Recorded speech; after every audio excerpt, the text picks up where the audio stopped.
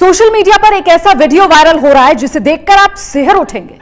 Video ऐसा है कि आप सेकंड भर के लिए भी अपनी नजर हटा नहीं पाएंगे।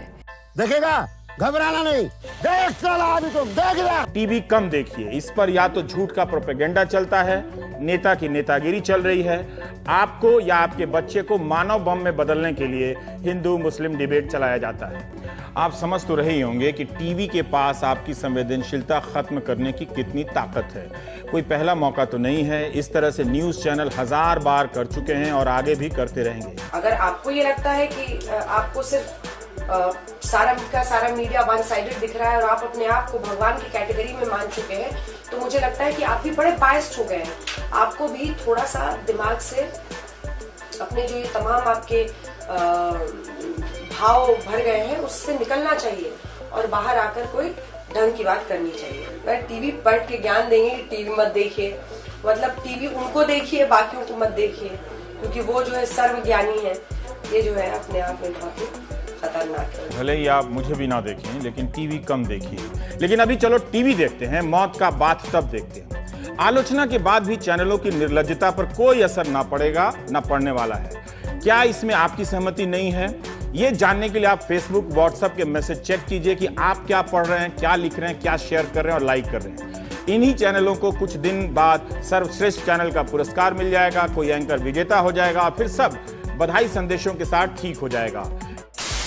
जितने दिन हम लोग रिलेंटलेसली आज तक पर कवर कर रहे थे, रातों रात बैठ के 10-10 घंटे मैंने भी एंकरिंग की है। हम लोग दिखा रहे थे कि कैसे पुलवामा में आतंकी हमला हुआ, हमारे शहीदों की कैसे बॉडीज आए, कैसे उनके घरों पर पहुंचा, उनके घरों के लोगों से हम लोग बात कर रहे थे।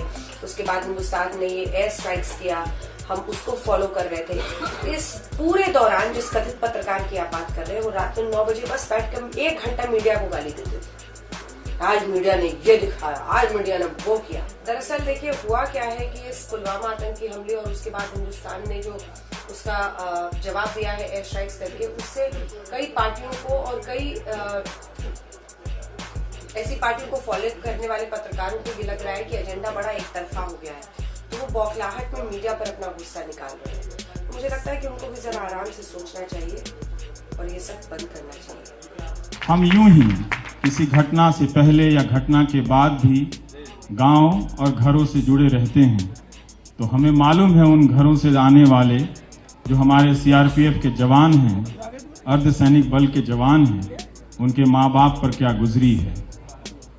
हम इस घटना की भावना से नहीं बोल रहे हैं, मगर उनकी तकलीफ को बहुत लंबे समय से कवर किया है हम लोगों ने। इसलिए हम कहते हैं कि अगर आपके जज्बातों में ईमानदारी है तो अर्धसैनिक बलों के पेंशन के लिए एक लड़ाई लड़ लीजिए।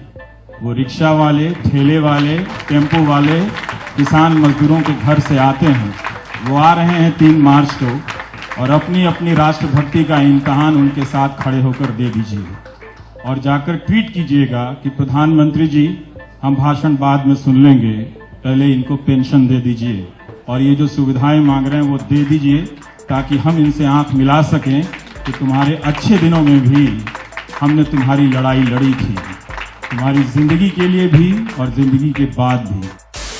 ज्ञान तो वैसे भी बहुत लोग हैं जो दे रहे हैं, ज्ञान वाले बहुत हैं। आप भी ज्ञान दे बन के 1 घंटे ज्ञान पे ज्ञान, ज्ञान पे ज्ञान, जिसको देखो इस देश में वो ज्ञान दे रहा है। आप तो एक ऐसा आदर्श चैनल बनकर दिखाइए जिसको लोग देखते हो, क्योंकि वही आज तक करता है। हम एक आदर्श चैनल इसलिए बने हैं, सर्वश्रेष्ठ इसलिए है, लोग हमें इसलिए देखते हैं क्योंकि हम खबरों को खबरों की तरह लोगों के सामने रखते हैं। जिनके पर्दे पे 4 दिनों से उन्माद की भाषा बोली जा रही है राष्ट्रवाद के नाम पर। तालियां बजाना बहुत आसान है और तालियां पाना बहुत आसान है। लोग हम सब भावनाओं में बह जाते हैं, तो अगर इस पेशे का उसूल यही है कि ना तो खुद भावनाओं में बहें और ना ही किसी को उकसाएं। मैं मज़ा ख़राब नहीं करना चाहता, मगर आप चैनल वालों ने सचमुच हिंदुस्तान का मज़ा ख़राब कर दिया है।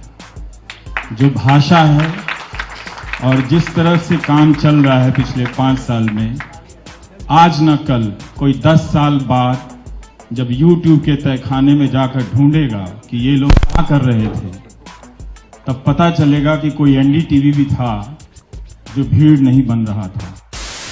जो लोग नहीं थे वहाँ पे उनके लिए मैं बता दूं कि वही कथित पत्रकार ने वहाँ बहुत ज्ञान दिया था कि जब YouTube के तहखाने आने वाले दिनों में तलाशे जाएंगे तो वहां से ये बात निकल कर आएगी कि आपने इतिहास में पत्रकारिता के साथ क्या किया है।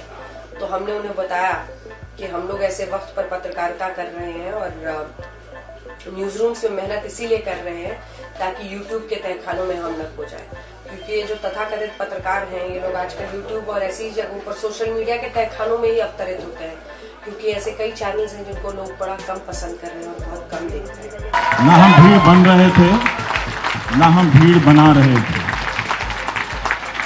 इस बात को याद रखिएगा, जब यहाँ से हम सब पर्दे पर आने वाले लोग हैं, लाखों लोगों के बीच पहचाने जाते हैं।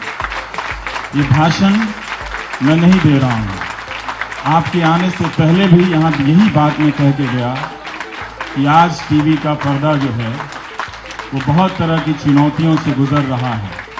बिजनेस की चुनौतियां हैं उसकी, लेकिन उस पर्दे पर हम इनाम के लिए भेजे गए अपनी अपनी बेहतरीन रिपोर्ट के टुकड़े के अलावा बहुत कुछ ऐसा कर रहे हैं आप लोग भी जिसे आप अकेले में भी नहीं देख सकते हैं।